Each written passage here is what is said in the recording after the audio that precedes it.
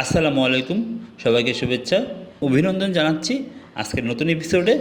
আজকে আমরা আলোচনা করব মধ্যপ্রাচ্যের অন্যতম শক্তিশালী এবং বিশ্বের অন্যতম তেল সমৃদ্ধ দেশ ইরানের সাথে বিশ্বের আরেকটি দেশ, অর্থনৈতিকভাবে শক্তিশালী দেশ জাপানের সম্পর্কের ওঠানামা নিয়ে।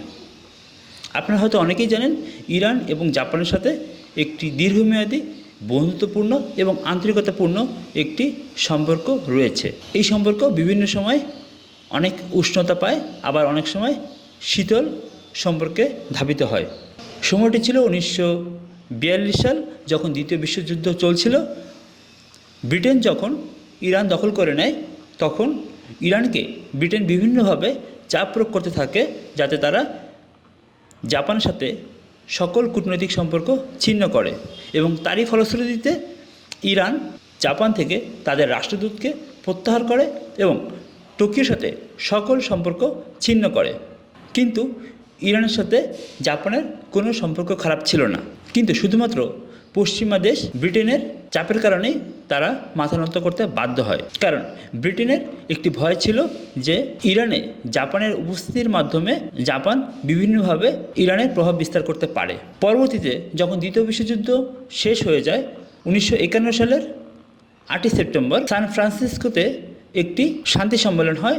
সেই শান্তি সম্মেলনে ব্রিটেন এবং তাদের বিভিন্ন মিত্রশক্তির সাথে জাপানের একটি চুক্তি হয়। সে একই মাসে ইরানের সাথেও জাপানের একটি চুক্তি হয়, যেই চুক্তির অধীনে ইরানে পুনরায় আবারও জাপান তাদের রাষ্ট্রদূত নিয়োগ দেয় এবং উভয় দেশে কূটনৈতিক সম্পর্ক স্থাপিত হয়। কিন্তু 1951 সালে ইরান একটি গুরুত্বপূর্ণ ডিসিশন নেয়।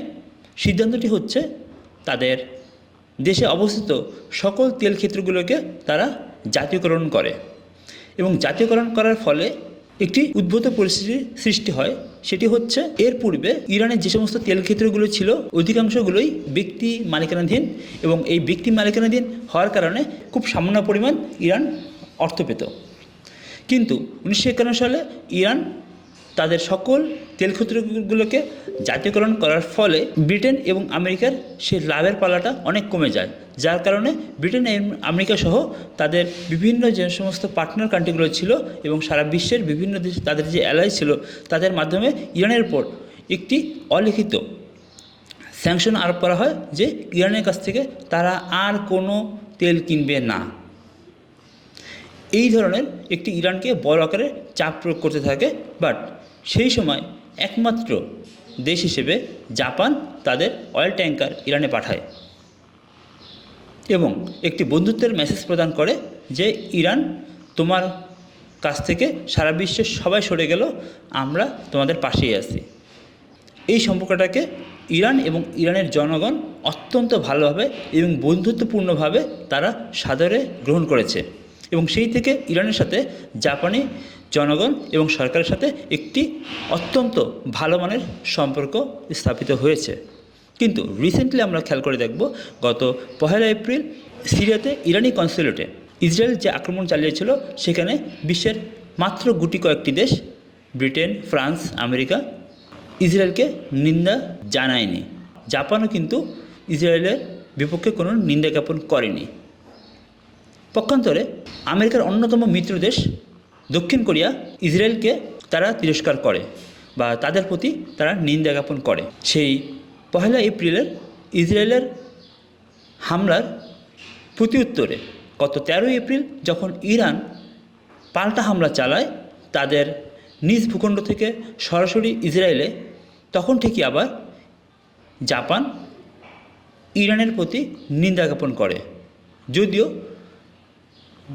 জাতিসংঘের 51 অনুচ্ছেদ অনুযায়ী যদি কোনো দেশ অন্য কোনো দেশের উপর হামলা চালায়, তখন সে তার নিজ স্বার্থ রক্ষায় পাল্টা হামলা চালাতে পারবে।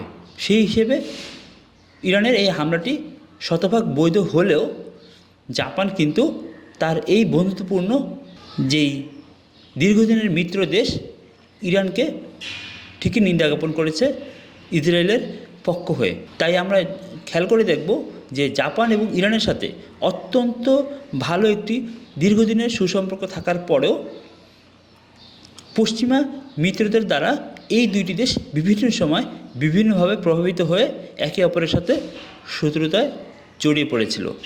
ধন্যবাদ। আজকের মতো এখানে শেষ করছি। আল্লাহ হাফেজ।